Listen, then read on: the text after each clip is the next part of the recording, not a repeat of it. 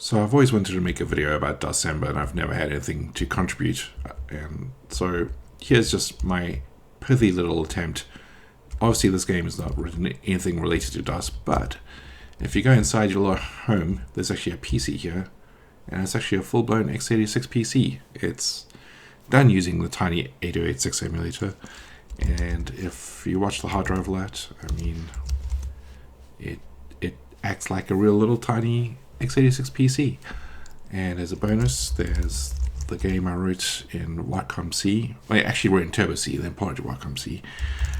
But yeah, it's a little jumping game, runs in mode 13, VGA, which, you know, not really x86 time-wise compatible. Well, anyway.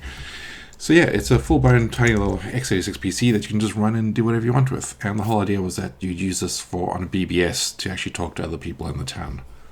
And yeah, there's of course Windows, and you can run Windows. But this being December, why would you do that? I mean, that's just sacrilege. Anywho.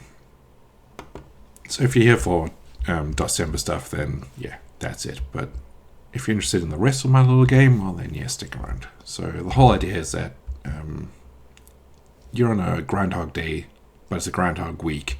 So you can go to sleep, and every day resets some things, and every week will reset some things. But yeah, so I wanted to make this as physically, not accurate, but physically fun as possible.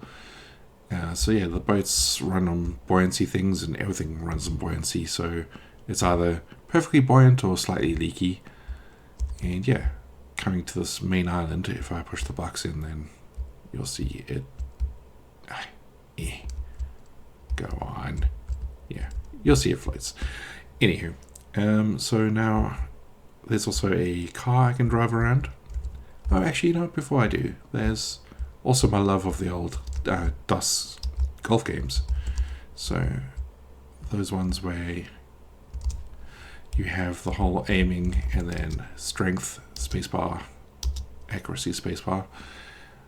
Looks like he hit the tree, Jim. No doubt about it, that's deep in the sand trap.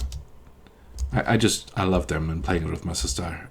We always used to giggle because in our version of the game there's a typo that said Wayne hazard instead of water hazard. But yeah, the whole idea about this game was just me practicing stuff. So fluid sims, lighting, different cameras, different inputs, because this one's obviously gravity on a round planet, and this is no longer an XZ controller, this is now a third-person controller. And then you can get on your dinosaur, and this is a locally co-op playable game, so if another person joined, they could get on their dinosaur and we could joust on the moon, and if you hit each other off, then you float around the moon for a while. But then showing a little bit more off, there's the platformer. Yeah, and labels when you walk over and stuff. So this is just a bunch of platformer things, like stepping on a button and something happens. And then there's a dialogue system, so if you speak to people, then you can ask them for help, and then the conversation can actually kick off an animation, and it can also kick off actions in the world. So now this platform moves towards me. And technically I was using I'm using ink now, but I was using the one from Night in the Forest or whatever. But the whole reason why I swapped to ink is because it being locally co-op, you can have multiple instances of ink, but the other one assumed that there's only ever one instance. But yeah, here's my little bouncy platform, and then it's the world's cheesiest of puzzles ever. But I wanted to get a conveyor belt working, so that's actually a physically correct conveyor belt, and that falls in the box, and that lets me get through the force field. And then if I jump through this, it's a platform that you can jump through one way in 3D, and then of course you can ride a platform, and it takes you up, and then yeah, if you die, it just respawns you from where you were. So yeah, I was just practicing some platformer gameplay elements, and then if you pick the stick up, you can use the stick, but you also put in your inventory. Very crude inventory. Throw that away. And then over here I decided to try some first-person stuff and make myself a little duck hunt thing where you can actually run around like Pokemon Match, but take photos of ducks in different places. And yeah, I've already shown you the dialogue system, so I may as well go for a little ride to the island next door. So it's always fun riding your car. But yeah, made a really jank pedestrian system. It's really jank.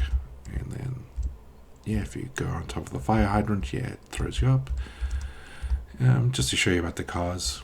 So cars are buoyant and they will float. However, they are one of the leaky ones, so they will develop a leak over time and then slightly sink. And then if we go here, we've got the helicopter. And the helicopter has these dots on the floor just to try to show you where you're above. So if you jump out, you know where you're landing on. But also it shows you where the wind is, the downwash, so you can actually blow litter into the ocean like a piece of trash you are. And then I guess before I show you the local co-op, then let's just show you one dumb thing. So this is me practicing with particle systems and the Steam Spatial Audio SDK, so you probably won't hear it properly, but anyway. So now tell me if you've seen this kind of thing before, where it's a really long corridor for no reason other than the person who made this could, and they did.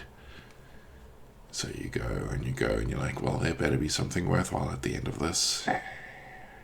Come on, buddy. And then, wait a minute. Does this look familiar to you? Maybe putting a little exclamation mark above your head. So the whole thing about this was just me practicing about changing the camera angle and being able to make it intuitive to slide, because this is XZ, of course. So if you push up here, it's going up. But if you push up against the wall, well, now how do you move left and right while pressed up against the wall? So yeah, I was just practicing with that. And then can we get the helicopter from here? Will it actually take off? Huzzah. I have absolute faith in the trash that I write. This is truly just me having fun. I wake up and go, what do I feel like writing today? So let's reset the world. We'll go in. Wait, Thursday's a rainy day. Let's go to Friday. So now the boat's back, and what I can do is go. Yeah, let me go back into town. So no. Actually, let me start the second player already.